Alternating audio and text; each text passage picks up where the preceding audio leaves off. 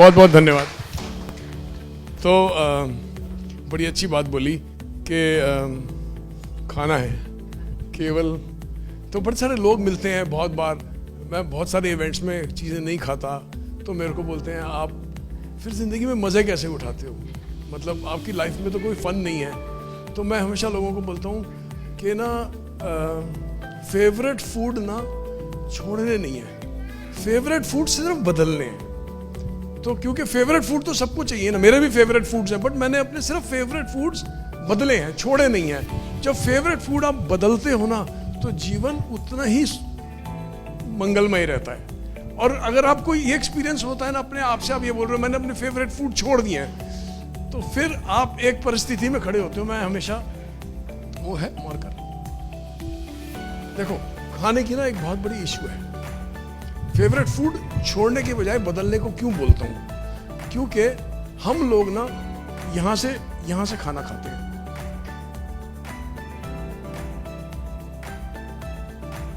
अगले क्या लिखने वाला हूं कौन बताएगा?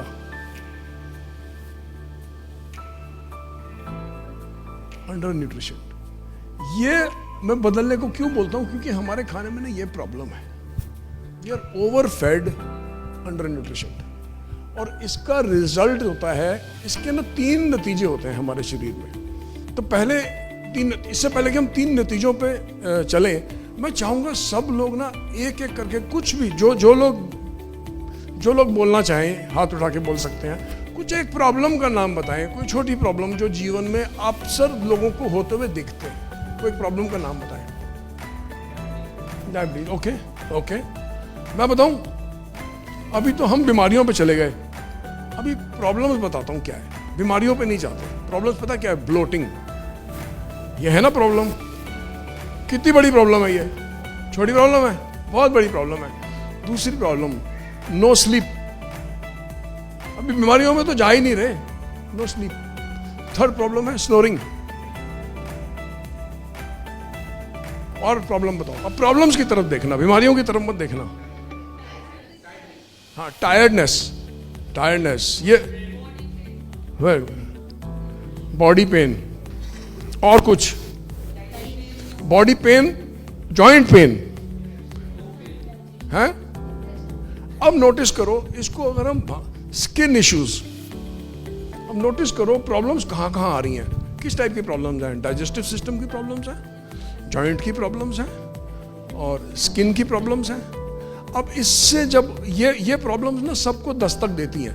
कोई ऐसे भी देखा होगा कि 20 साल का बच्चा और कंप्लेंट कर रहा है मुझे ब्लोटिंग हो रही है, होता है ना। 20 साल के बच्चे को जनरली, अगर हम बहुत बड़ा पिक्चर देखें तो कम परसेंटेज वाइज 20 साल के बच्चों को जनरली डायबिटीज नहीं होती, या 20 साल के जो हम प्रॉब्लम्स बोल रहे थे वो नहीं होती है। लेकिन ये प्रॉब्लम 15 साल के बच्चे को भी होती है, 18 साल के बच्चे की भी होती है, 25 साल के इंसान को भी होती है। ब्लोटिंग से डील कर रहा होता है।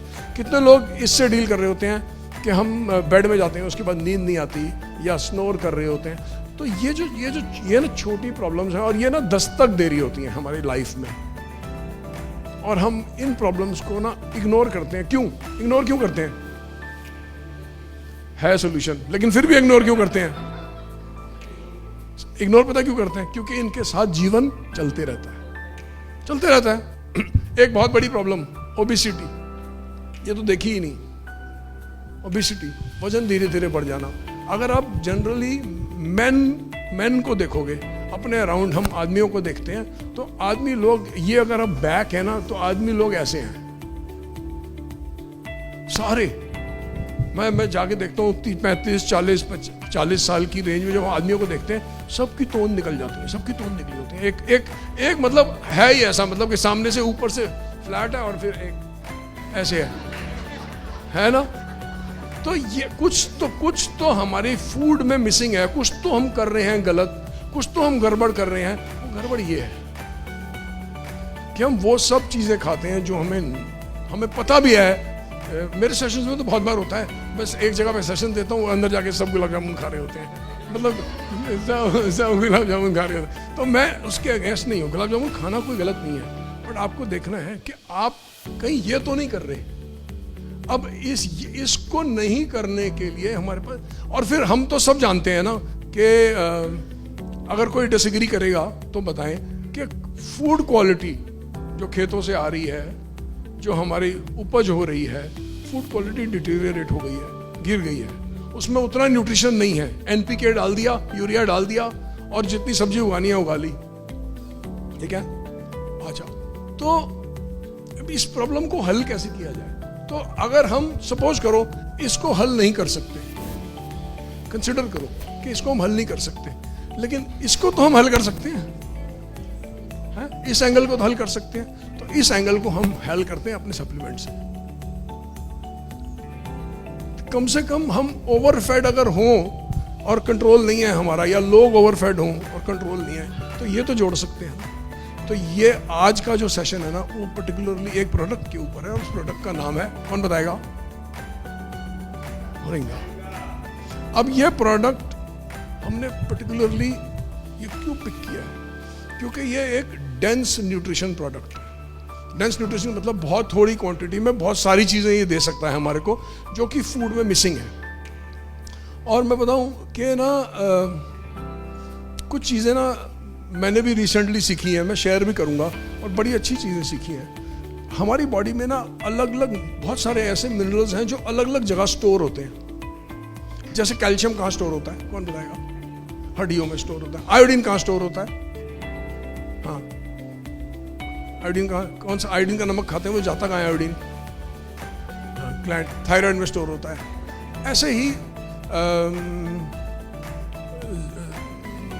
जिंक कहाँ स्टोर होता है? प्रोस्टेट में स्टोर होता है। अच्छा, ये तो बहुत सारे लोगों को पता भी है। बॉडी में टॉक्सिन्स कहाँ स्टोर होते हैं? नहीं, लिवर टॉक्सिन्स को निकालता है। जैसे लेड कहाँ स्टोर होता है बॉडी के अंदर? आपके खाने में लेड गया, कहाँ पे स्टोर होगा? हड्डियों में, हड्डियों में लेड स्टोर होता है। जैसे मरकरी कहाँ स्टोर होता है? मरकरी जाता है ना, हमारे फूड में सबसे ज्यादा खाना है मरकरी है। मैंने अपना टेस्ट कराया लास्ट टू लास्ट वीक, मेरा 61% मरकरी लेवल आया है। मेरा भी ज़्यादा आया है। मैंने उनसे पूछा डॉक्टर से ये कहाँ से आ रहा है? उन्होंने बोला फूड चेन, फूड सप्लाई से आ रहा है, जो आप सब्जियाँ खा रहे हैं उससे आ रहा है। वो कहाँ स्टोर होता है? ब्रेन में, है ना, ब्रेन में मरकरी स्टोर होता है। और कौन सा टॉक्सिन होता है? और भी टॉक्सिन। अच्छा, लेकिन बॉडी का सबसे बड़ा टॉक्सिन स्टोर क्या है बताऊं? फैट। फैट जो इसका मतलब जो आदमी के वजन पे चर्बी ज्यादा है वो, और वो टॉक्सिन वाला फूड खाता है, तो वो टॉक्सिन कहाँ स्टोर हो रहा है उसका? फैट में सबसे ज्यादा। अच्छा, अब इंटरेस्टिंग चीज, जब वो आदमी वेट लूज करेगा तो क्या रिलीज होगा? साथ में टॉक्सिन रिलीज होगा। उस पॉइंट पे सबसे स्ट्रांग क्या चाहिए बॉडी में? उस टॉक्सिन को हैंडल करने के लिए एक स्ट्रांग लिवर। इसलिए लिवर ही टॉक्सिन को बाहर निकालेगा। और अगर लिवर स्ट्रांग नहीं होगा तो वो टॉक्सिन लार्ज इंटेस्टाइन्स में जाके रीअब्सॉर्ब हो जाएगा, दोबारा से रीअब्सॉर्ब हो जाएगा। इसलिए जब भी हम वेट लूज करते हैं, हम लिवर को स्ट्रेंथ देने की कोशिश करते हैं। जिम वाले भी करते हैं ना, जिम वाले बोलते हैं ये खाओ लिवर के लिए, ये खाओ प्रोटीन के साथ ये खाओ। तो वो क्यों कर रहे हैं? ताकि जब फैट लूज होगा और बॉडी फैट लूज करेगी तो फैट लॉस के साथ जो टॉक्सिन रिलीज होंगे वो बाहर निकल जाए। तो टॉक्सिन निकालने का एक बहुत अच्छा तरीका होता है पसीना लाना। तो अगर आप वेट लूज कर रहे हो और आप साथ में पसीना ला रहे हो, तो आप एक डिफरेंट रास्ते से टॉक्सिन बाहर निकाल रहे हो, और वो लिवर डिपेंडेंट नहीं है वो रास्ता। ठीक है, अब इस टॉक्सिन को बॉडी में से निकालने के लिए हमें ये बहुत सारे न्यूट्रिशनल प्रोडक्ट्स बहुत सारी हेल्प कर सकते हैं, बहुत मदद कर सकते हैं। क्यों? क्योंकि ये, जब मैंने बोला ये बहुत डेंस है, तो किन चीजों में डेंस है? कौन बताएगा? मोरिंगा किन चीजों में रिच है? क्या चीजों में रिच है? मोरिंगा आयरन में रिच है, मैग्नीशियम में रिच है। पहले मिनरल्स देखते हैं, फिर एंटीऑक्सीडेंट पे आएंगे। मैग्नीशियम में रिच है। मोरिंगा कैल्शियम में बहुत रिच है। और किस में रिच है? कौन बताएगा? जिंक में बहुत रिच है। और किस चीज में रिच है मोरिंगा? कैल्शियम में रिच है। कैल्शियम मैंने लिख दिया। कॉपर में स्पिरुलिना ज्यादा रिचर है, बेटर है। और प्रोटीन में रिच है, प्रोटीन। पोटेशियम में रिच है। अब इसको देखो, इस एंगल, मैग्नीशियम में बहुत रिच है। अब आप अपना एक एंगल समझो कि जब किसी को, इंसान को वेट लूज करना है और वो साथ में मोरिंगा खाता है, तो उसका टॉक्सिन्स रिमूव करने का जो प्रोसेस है वो बेटर हो जाता है, पहली चीज। दूसरी चीज ये कि आपको ये समझना है बॉडी के अंदर ना ये दो मिनरल्स का बहुत बड़ा रोल है, पोटेशियम का और मैग्नीशियम का। और ना ये दोनों बहुत ज़्यादा मिसिंग होते हैं हमारे शरीर के अंदर, और उसका रिजल्ट ये होता है कि अगर पर्टिकुलरली अगर एक मिनरल को पकड़े, पोटेशियम, ठीक है, इसको के बोलते हैं, सिग्नल साइन इसका के है, इसी को भी पकड़े ना तो ये दोनों शुगर को कंट्रोल करने में और सॉल्ट को कंट्रोल करने में इसका बहुत बड़ा रोल है। दोबारा बता रहा हूँ, पोटेशियम का इसका मतलब यह है जब भरपूर मात्रा में पोटेशियम होगा तो ब्लड शुगर्स भी स्टेबल रहेंगे और ब्लड प्रेशर भी स्टेबल रहेगा, क्योंकि सॉल्ट किससे कनेक्टेड है? नमक किससे कनेक्टेड है? ब्लड प्रेशर से। ब्लड प्रेशर होता है तो क्या कम करने को बोला जाता है? नमक। तो नमक का रिलेशनशिप हो गया ना सॉल्ट के, ब्लड प्रेशर का रिलेशनशिप हो गया नमक के साथ। Very good. जब ब्लड शुगर होती है तो क्या ज्यादा खाने को बोला जाता है? नहीं, ब्लड शुगर वाले को क्या ज्यादा खाना है? आपने वेट लूज किया, आपने सबसे ज्यादा क्या खाया? मैंने क्या खाने को बोला आपको? और ग्रीन चीजें खाने को बोली। ठीक है, इसका मतलब है कि ग्रीन चीजों का ब्लड शुगर से कनेक्शन है। जब ग्रीन चीजें जाती हैं तो ब्लड शुगर स्टेबल रहते हैं। जब सॉल्ट अंदर घुसता है तो ब्लड सॉल्ट का भी कनेक्शन है। इसका मतलब पोटेशियम का किन दो चीजों से कनेक्शन हुआ? पोटेशियम का पहला कनेक्शन हुआ ब्लड प्रेशर से। ब्लड प्रेशर का कनेक्शन, क्योंकि ब्लड प्रेशर सॉल्ट से कनेक्टेड है, नमक से कनेक्टेड है। तो हमारे ब्लड में पोटेशियम और सोडियम ऐसे चलते हैं। पोटेशियम बढ़ेगा तो सोडियम घटेगा, सोडियम बढ़ेगा तो पोटेशियम। और जब नमक ज़्यादा खाओगे तो पोटेशियम घटेगा ब्लड के अंदर, और ये बैलेंस जब खराब होगा तो ब्लड प्रेशर आता है। तो इसलिए ब्लड प्रेशर वाले को भी हम क्या पीने को बोलते हैं? हरी चीज़ें। ठीक है ना, क्योंकि हरी चीज़ों में पोटेशियम होता है। तो इसके ये मोरिंगा बहुत ही पोटेशियम रिच होता है। अब मैंने बोल तो दिया, आपको समझ भी आ गया पोटेशियम बहुत अच्छा इंग्रेडिएंट है, लेकिन सब एग्री करते हैं आपकी सब्जी में पोटेशियम ज़्यादा है कि नहीं है, कितनी मात्रा में है, डेंस है कि नहीं है, सब्जी ऑर्गेनिक थी कि नहीं, तो उतना पोटेशियम तो हमें जितना चाहिए सब्जी से मिलता नहीं है। और लोग भी कौन से मिलते हैं जो बोलते हैं हमारे को कौन सी चीज़ों से ठीक करो? खाने से ठीक करो, सप्लीमेंट नहीं खाने को तैयार होते। बड़े सारे लोग मिलते हैं, जिनको समझ में है वो यूज करते हैं। तो आपको समझना है पोटेशियम का ब्लड प्रेशर से भी कनेक्शन है और पोटेशियम का ब्लड शुगर से भी कनेक्शन है। और पोटेशियम हमारे को हरी चीजों से मिलता है, जो कि मोरिंगा में बहुत भर भर के पाया जाता है। ठीक है, तो इसका मतलब है कि हम उस आदमी को अब वापस से इस पे आते हैं, इनको कंसिडर कर रहे थे। नींद कब नहीं आती? मैक्सिमम लोगों को नींद की प्रॉब्लम का है, नो स्लीप। नो स्लीप किससे रिलेटेड है? कौन से मिनरल से कनेक्टेड है स्लीप? कौन बताएगा? रिलैक्सिंग मिनरल कौन सा है ब्लड का? ब्लड का रिलैक्सिंग मिनरल है मैग्नीशियम। ठीक है, मैग्नीशियम ब्लड का रिलैक्सिंग मिनरल है। तो जब मैग्नीशियम की कमी होती है तो क्या चीज कम हो जाती है बॉडी में? रिलैक्सेशन कम हो जाती है। तो मैग्नीशियम की कमी वाले को क्या प्रॉब्लम्स आएंगी? एंग्जाइटी आएगी, बाइपोलर आ सकता है। ये इससे डायरेक्टली रिलेटेड नहीं है, लेकिन अक्सर ये देखा गया है कि जो लोग एंग्जाइटी से डील कर रहे हैं, जो लोग बाइपोलर से डील कर रहे हैं, उनको किस चीज़ की कमी होती है?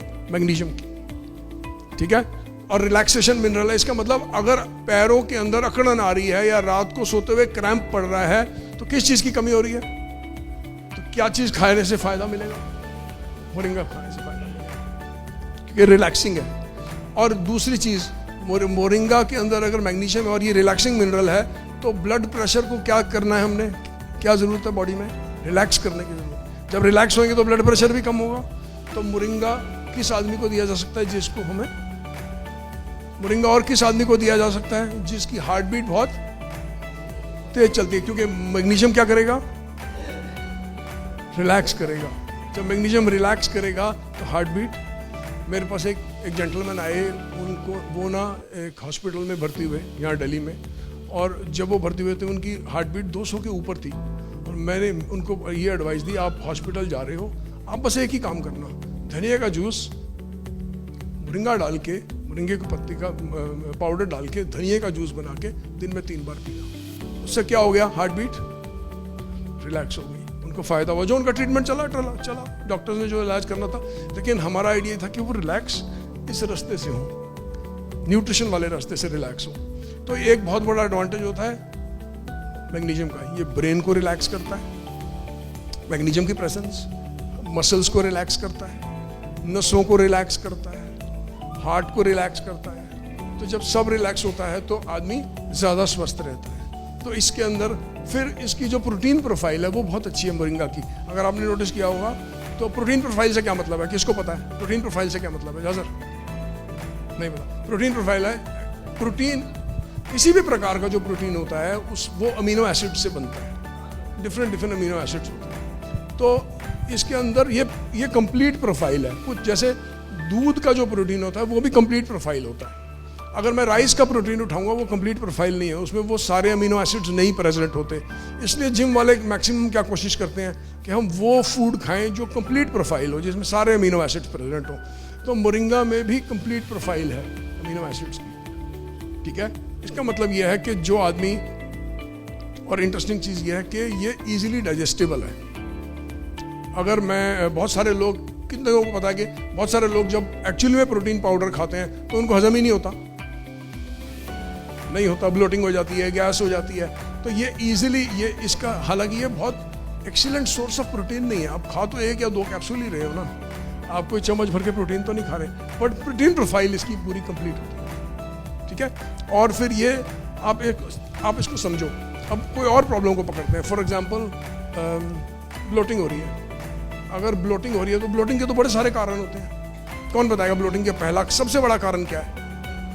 B12 की कमी होने से भी ब्लोटिंग होती है। दूसरा, कुछ लोगों को ब्लोटिंग सिर्फ इसी वजह से होती है कि फाइबर खाने की वजह से ब्लोटिंग होती है। उनके पेट में गुड बैक्टीरिया नहीं होता, जिसकी वजह से बैड बैक्टीरिया उनको फाइबर खाता है।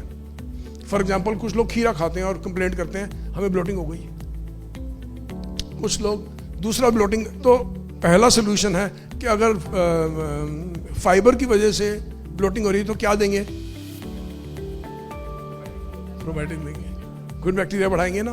तो उसके साथ अगर हम मोरिंगा का यूज़ करेंगे तो हमें ब्लोटिंग के केस में सबसे ज़्यादा क्या मिलेगा? ये जो मिनरल है ना, ये ब्लोटिंग में बहुत आराम देता है।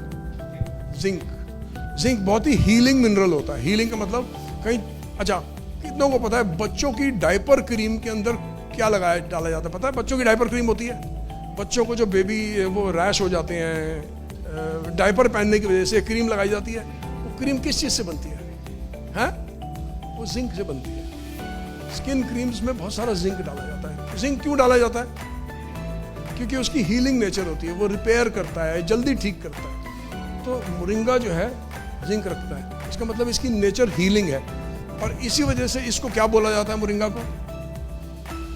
देखो क्या बोलते हैं? सुपर फूड इसीलिए बोल रहे हैं क्योंकि इसमें भर के ट्रेस मिनरल्स हैं। वो सारे ट्रेस मिनरल्स जो शायद किसी आपको मल्टीविटामिन से मिलते हैं।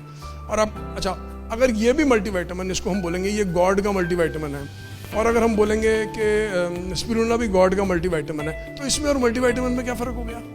जो गोली आती है मल्टीविटामिन की, कौन बताएगा क्या फ़र्क हुआ? अगर ये भी मल्टीविटामिन है तो जो मल्टीविटामिन गोली आती है उससे और इसमें क्या फ़र्क हुआ? हैं? ओके, एक फ़र्क है। ओके, मैं बताता हूँ क्या फ़र्क हुआ। जब भी मल्टीविटामिन का जो विटामिन है ना, वो किसी सॉल्ट के फॉर्म में अवेलेबल है, जैसे जिंक सल्फेट होगा, जैसे जिंक ऑक्साइड होगा, जैसे मैग्नीशियम टार्टरेट होगा, मैग्नीशियम बाइग्लाइसिनेट होगा, ये सॉल्ट के फॉर्म्स में है। लेकिन नेचर में जब मैग्नीशियम और जिंक अकर होते हैं तो नेचर में ये सॉल्ट के फॉर्म में अकर नहीं होते हैं, आयनिक फॉर्म में अकर होते हैं। जिंक मतलब जिंक है, मैग्नीशियम मतलब मैग्नीशियम है। तो इसलिए ये ज़्यादा, एक्चुअली में मेरा ऐसा मानना है, जब हम इसके साथ इसको सप्लीमेंट करते हैं तो ये बहुत इफेक्टिवनेस दिखाता है। इसलिए अगर आपको वेट लूज करना है तो क्या खाना चाहिए? दूसरा कौन सा प्रोडक्ट खाना चाहिए? हमारे पास क्या है? स्पिरुलिना है। जब वेट लूज कर रहे हैं और ये 2 प्रोडक्ट खा रहे हैं तो लिवर को कैसे स्ट्रेंथ देंगे? मिल्क थिसल खा के। और अगर ब्लोटिंग हो रही है तो क्या खाएंगे? न्यूट्रास्यूटिकल खाएंगे। ठीक है। अच्छा, एक बात बताता हूँ, इसमें से और क्या पकड़े? टायर्डनेस किस वजह से होती है? न्यूट्रिशन की कमी से होती है। अच्छा, अब 2 चीजें हैं, एक या तो न्यूट्रिशन की कमी है, या दूसरा आप न्यूट्रिशन डाल रहे हो और न्यूट्रिशन अब्जॉर्ब नहीं हो रहा। या तीसरा आप न्यूट्रिशन डाल रहे हो, न्यूट्रिशन अब्जॉर्ब हो रहा है लेकिन ब्लड में पहुंच भी रहा है, आपने ब्लड टेस्ट कराया, सारा मैग्नीशियम भी पूरा है, सोडियम भी पूरा है, सब कुछ पूरा है, लेकिन आपको फिर भी टायर्डनेस है, तब क्या हो रहा है? सेल पे नहीं पहुंच रहा, टिश्यू में नहीं पहुंच रहा, असिमिलेशन नहीं हो रही है। तो अब 3 चीजें हैं, न्यूट्रिशन पहुंचाना एक काम, न्यूट्रिशन को हजम करना दूसरा काम, न्यूट्रिशन को टिश्यू में पहुंचाना तीसरा काम। क्योंकि अल्टीमेटली जब न्यूट्रिशन टिश्यू में पहुंचेगा तभी वो अपना काम करेगा। तो अगर ये हम चाहते हैं कि ये सब काम ढंग से हो तो हमारे को कुछ ऐसा शरीर को देना है जिसकी वजह से ये तीनों काम हो सके। हैं? शिलाजीत तो अच्छा, शिलाजीत की एक सबसे ब्यूटी क्या है बताऊं क्या है? एब्जॉर्ब कराना न्यूट्रिशन को, असिमिलेशन को बढ़ाना। तो इसलिए अगर असिमिलेशन बढ़ेगी तभी तो न्यूट्रिएंट टिश्यू के अंदर पहुंचेगा। मैंने अपना टिश्यू टेस्ट कराया था 3 हफ्ते पहले और मैं विटामिन डी रेगुलरली लेता हूँ और सिर्फ मेरा विटामिन डी रेड आया था, क्योंकि वो कहते हैं विटामिन डी आप खाते हो लेकिन टिश्यू में नहीं पहुंच रहा। तो मैंने कुछ फिर काम किया कि तो जिससे विटामिन डी टिश्यू में पहुंचे। तो कहने का मतलब ये है कि अब अगर हम टायर्डनेस भी देखते हैं तो टायर्डनेस के अंदर हमारे को मोरिंगा टायर्डनेस में क्यों काम करता है, चलो ये देखते हैं क्या रीजन है इसमें। ऐसा क्या है कि ये टायर्डनेस बढ़ाए को इंप्रूव करेगा? ओके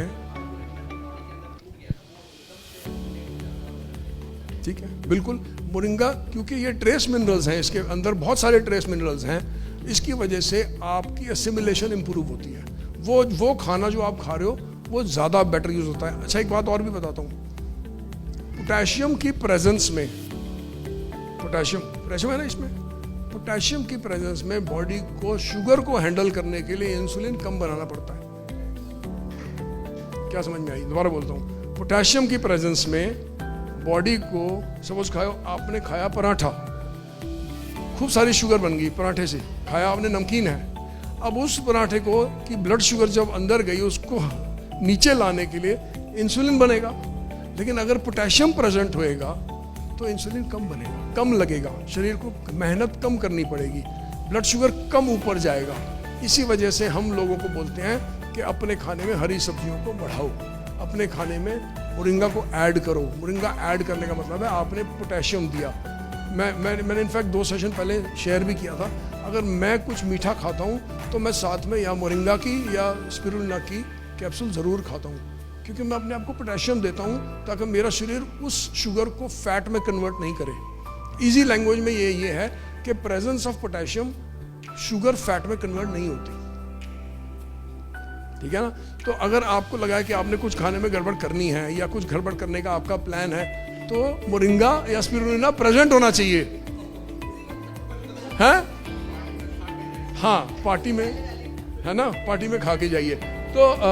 तो ये एक्चुअली अगर आप देखो ना तो ये सारी जो प्रॉब्लम्स है ना, ये अलग अलग प्रॉब्लम्स नहीं है, सारी एक ही टाइप की प्रॉब्लम्स हैं और इस सारी प्रॉब्लम्स का सोर्स यही है। इवन स्किन प्रॉब्लम्स का सोर्स भी यही है कि हम ओवरफेड होते जा रहे हैं और अंडर न्यूट्रिशन होते जा रहे हैं, ठीक है। अच्छा, और दूसरा ये कि अगर आप देखो, जब हमने वेट लॉस की बात करी, कभी ये सोचा है कि हमारी टी का क्या नाम है सर? Pure T. कभी सोचा प्योर टी में ऐसा क्या है कि प्योर टी को हम बोलते हैं ये वेट लॉस में बहुत काम करती है? प्योर टी में ऐसा क्या है? प्योर टी को वेट लॉस प्रोडक्ट क्यों बोला जाता है? बॉडी को डिटॉक्स करती है। और बाकियों से हमारी टी कैसे डिफरेंट है? बाकियों से हमारी टी किसने पी है पहले वो देखते हैं। मैंने भी पी है, मैं पीते रहता हूँ। अच्छा, ठीक है, किसको बेनिफिट मिला है? आपको भी बेनिफिट मिला है, आपको भी बेनिफिट मिला है। तो एक्चुअली ना टी जो है ना इटसेल्फ ही टी हो गई। अच्छा, इनफैक्ट हमारा जो कॉफ़ी है, हमारा कॉफ़ी भी एक वेट लॉस प्रोडक्ट है, ठीक है ना। कॉफ़ी भी, इनफैक्ट मैंने तो बड़े सारे रिसेंटली वीडियोस भी देखे, यूट्यूब पे वीडियोस आ रहे हैं कि बट कॉफ़ी में जब आपने मिल्क ऐड किया तो आपने क्या कर दिया? कॉफ़ी को ख़त्म कर दिया। मैं बताता हूँ, जब हम कॉफ़ी से थोड़ा आउट ऑफ जा रहा हूँ, बड़े नेचुरोपैथी के अंदर कॉफ़ी से नीमा भी किया जाता है और कॉफ़ी से नेचुरोपैथी में एनीमा करने से ग्लूटाथायोन की प्रोडक्शन बढ़ जाती है। वनस्पत पानी से करने से, कॉफ़ी से अगर एनीमा किया जाता है तो लीवर ग्लूटाथायोन प्रोडक्शन 2000 टाइम्स बढ़ा देता है। ग्लूटाथायोन क्या है? किसको पता है ग्लूटाथायोन क्या है? हाँ, आजकल स्किन का एंटीऑक्सीडेंट है लीवर का, जिसको करने से स्किन में बहुत इंप्रूवमेंट आती है। ठीक है, तो हमारी जो टी है, इसकी ब्यूटी ये है, मैंने ना बड़ी सारी टीज में अपने कंपैरिजन्स किए हुए हैं, दूसरी कंपनियां जो बेचती हैं उससे भी कंपैरिजन किए हुए हैं, प्राइस में भी कंपैरिजन किए हुए हैं। हमारी टी की भी एक प्राइस है, दूसरी कंपनियों की टी की भी प्राइस है, तो प्राइस जस्टिफाई भी होनी चाहिए। नंबर 1, ये चाइना में उगती है। नंबर 2, ये पहाड़ों में उगती है, और ये पर्टिकुलर एक रीजन से ही आती है टी। और इसका सबसे बड़ा एडवांटेज आपको मिलेगा अगर आप मोरिंगा के साथ टी को जोड़ते हो, तो ये एक बहुत अच्छा वेट लॉस प्रोडक्ट हो जाता है। ठीक है, अच्छा, अब जो है इसमें और किसको पकड़े, क्या चीज़ को पकड़े? कोई है जिसको इसमें सपोर्ट चाहिए? ओबेसिटी, मैं बोलते जाता हूँ, कोई बताओ तो उस पर डिस्कशन करते हैं। ओबेसिटी पे, ब्लोटिंग पे, नो स्लीप पे, स्नोरिंग पे, tiredness, body pain, joint pain, skin को पकड़ते हैं। स्किन का सबसे बड़ा जो डैमेजिंग फूड है वो कौन सा है? जिनको नहीं पता उनको बोलने दो ना कुछ। लेकिन पिछले सेशन में तो पूरा सेशन सुनने के बाद सबने गुलाब जामुन खाए थे। आज भी खाना, लेकिन साथ में क्या खाना है? मोरिंगा खाना है। ठीक है ना, तो स्किन को ना शुगर बहुत डैमेज करती है। क्योंकि मैं हम अपने हर सेशन में ना 2 तो लफ्ज हमेशा बोलता हूँ। एक लफ्ज है ग्लाइकेशन। किसको नहीं पता ये क्या होता है? नहीं पता तो हाथ उठाओ ना, मुझे पता लग जाएगा। नहीं पता, ग्लाइकेशन होता है जैसे लोहे को जंग लगता है, वैसे ही शरीर को भी जंग लगता है, और वो जंग लगता है चीनी से। तो जिन लोगों को एक्ने ज़्यादा होती है, जिन लोगों को मिलाजमा होता है, जिन लोगों को पिगमेंटेशन होती है स्किन की, स्किन रिलेटेड इशू होते हैं, उनको एक्चुअली में शुगर की दुनिया से बाहर निकल जाना चाहिए। मैं personally I am out of the sugar world. Sugar is not my food, because मैं क्लियर हूँ, मैं शुगर खाऊँ। कुछ लोग मेरे को बोलते हैं आपने ना शुगर बंद कर दिया है, इसलिए अब आपकी बॉडी उसको हैंडल नहीं कर सकती। नहीं, ये सच नहीं है। मेरी बॉडी शुगर को कभी हैंडल नहीं कर सकती थी, सिर्फ मुझे ये पता ही नहीं था। मेरा बेटा रात को पार्टी खा के आया है, और जब मैं घर से निकला हूँ 11:15 पे, वो 11:15 तक सो रहा था। वो क्यों सो रहा था? मुझे पता है वो क्यों सो रहा था, क्योंकि वो रात को ये करके आया है, और ये था ही नहीं खाने के अंदर, क्योंकि ये था नहीं ना, बॉडी में मिनरल्स ही नहीं है। सुबह उठने के भी लिए मिनरल्स नहीं है, थकावट है, नींद है, टायर्डनेस है। तो ओवरफेड ना हमको ज़्यादा, कुछ लोगों को ज़्यादा सुलाता है, और ओवरफेड कुछ लोगों को कम सुलाता है। झा सर उसमें से एक एग्जाम्पल है। झा सर सोते ही नहीं थे जब ये मुझे मिले थे, और मेरा ऐसा एक टाइम था जब मैं सिर्फ सोता ही था और कुछ भी नहीं करता था। मैं अगर मैंने रात को, और मुझे ये भी नहीं पता था मैं इतना क्यों सोता हूँ। मैं शादियों में भी सो जाता था, मैं ड्राइव करते हुए सो जाता था, मैं कार चलाते चलाते भी टक्कर मार देता था, और मुझे पता होता था कि एक्चुअली मैं सो गया, डोज ऑफ कर गया था। फिर मुझे बोलना पड़ता था मेरा पैर स्लिप हो गया लिफ्ट ब्रेक से, and the only reason was this is what I was doing, so it was never working for me also. तो if somebody tells me now कि आप शुगर नहीं खाते हो और उसकी वजह से अब आपकी बॉडी हैंडल नहीं कर सकती, पहले भी हैंडल नहीं करती थी। जब मैं बहुत खाता था तब भी हैंडल नहीं करती थी।